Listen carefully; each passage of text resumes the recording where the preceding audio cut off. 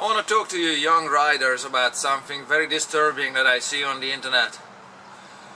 People taking their first riding lesson without proper gear. Think about it. You're most likely to fall, injure your head, break a bone when you're doing your first meters of riding. And I see people over and over again in the backyards, in the streets, on a high-powered bike, without proper training and without proper rider equipment, trying to learn something. It's not happening. It's retarded. Let me demonstrate. Turn with me here.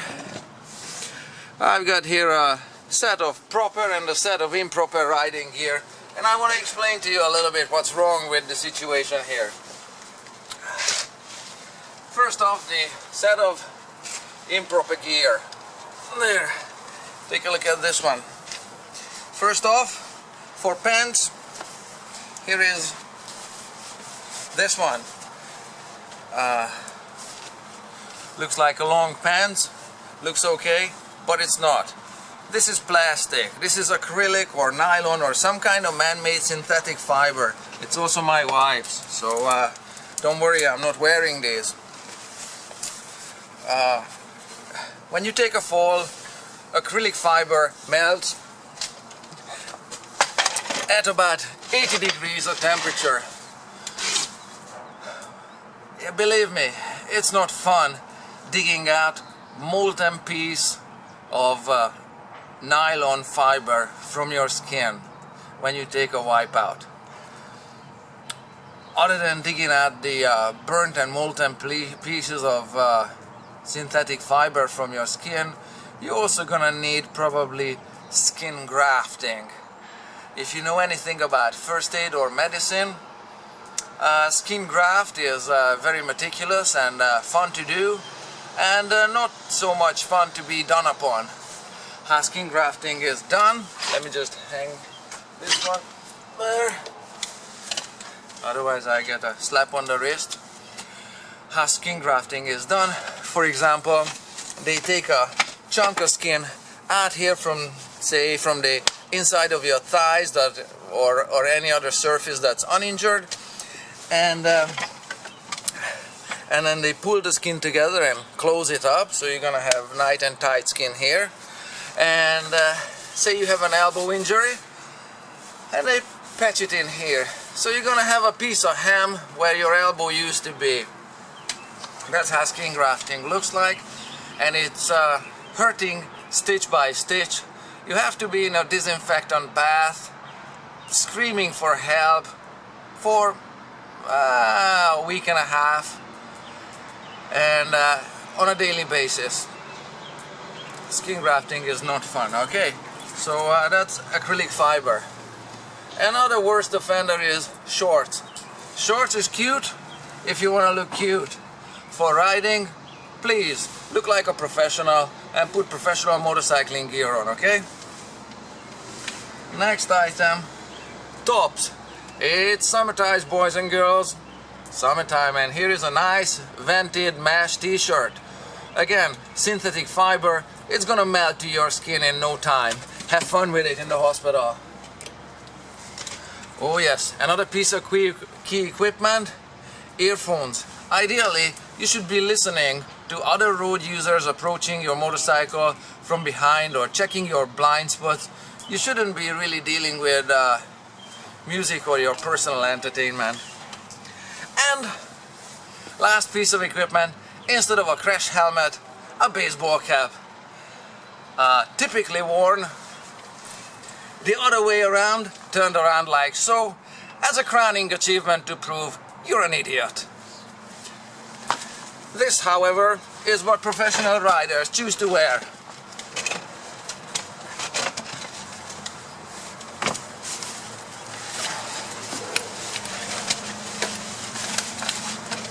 This is how proper riding pants look like.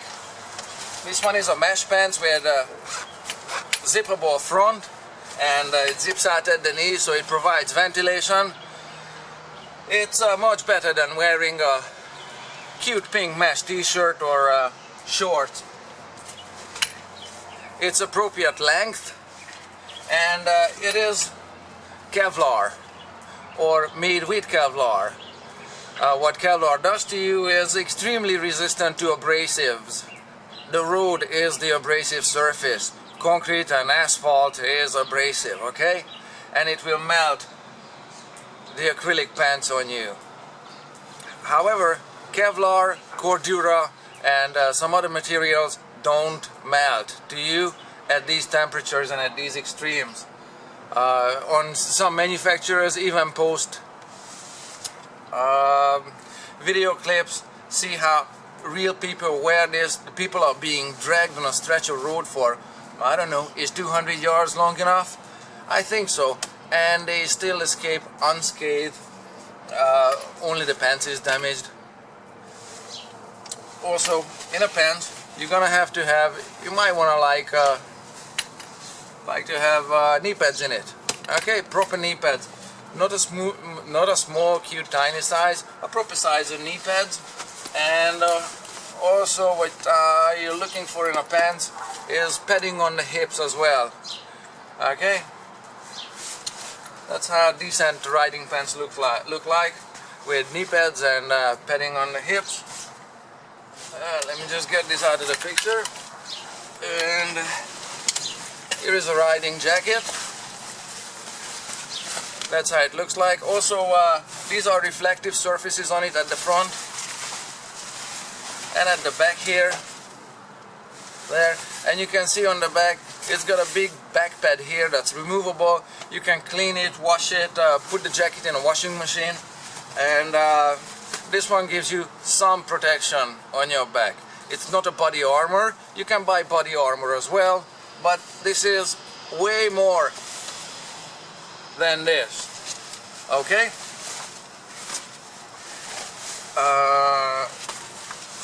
One more thing. You don't want flopping gear on you. And how do we do this? This way.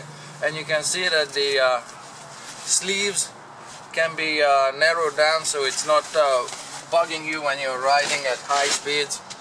It starts flopping and bothering you when you're doing 60 already. One more piece of equipment is gloves.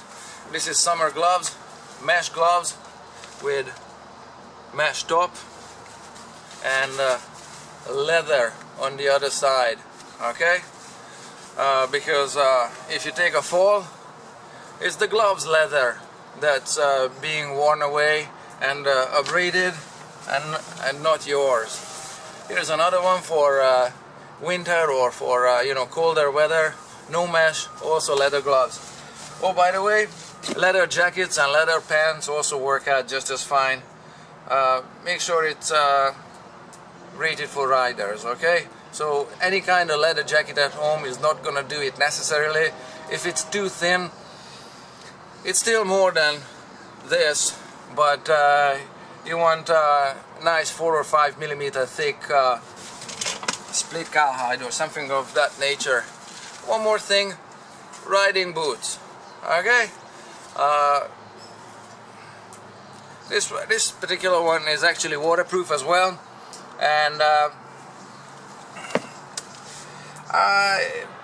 I'm not saying that this is gonna save your foot just in case it gets severed, but it will save your foot from a great deal of minor injuries, and will also successfully negotiate larger impact energy.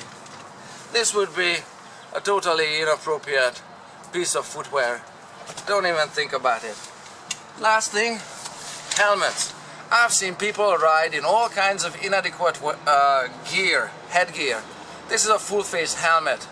Okay, what I don't want to see people wearing: hockey helmet, bicycle helmet, unrated skull caps, turbans, negotiable, or baseball caps. A proper motorcycle helmet has a DOT stamp. How do we do this? There you can still see it. It's not DCT, it's DOT. Just a little bit missing of it. DOT stands for Department of Transportation, and just as they do crash ratings on cars to see how much impact energy cars absorb, they also do the same with helmets. Okay, now some skull caps are DOT rated, and that's very fine if you want to save your skull. If you want to do something with this general area and you want to have eyeballs, nose and teeth in your cutie part of your head, you might want to put on a full face helmet. Okay, that kind of protects your jaw and keeps it away from the asphalt sliding directly underneath it, just in case you take a fall. This helmet is also Snell rated underneath the DOT. You can see Snell approved. There you go. And Snell is another organization. I'm sure you can Google them and look them up where they are and what they do, and find out at helmet manufacturers like Arai or Shoei. See what kind of crash test they subject their helmets to. I recommend that you wear a professional gear and you look like a professional when you learn how to ride. And when you are done with your learner's license and get a full class 6 or unrestricted license, I recommend that you still wear this gear, because high-speed impacts are just as bad as falls and impacts during your learning. Have fun out there riding and be safe.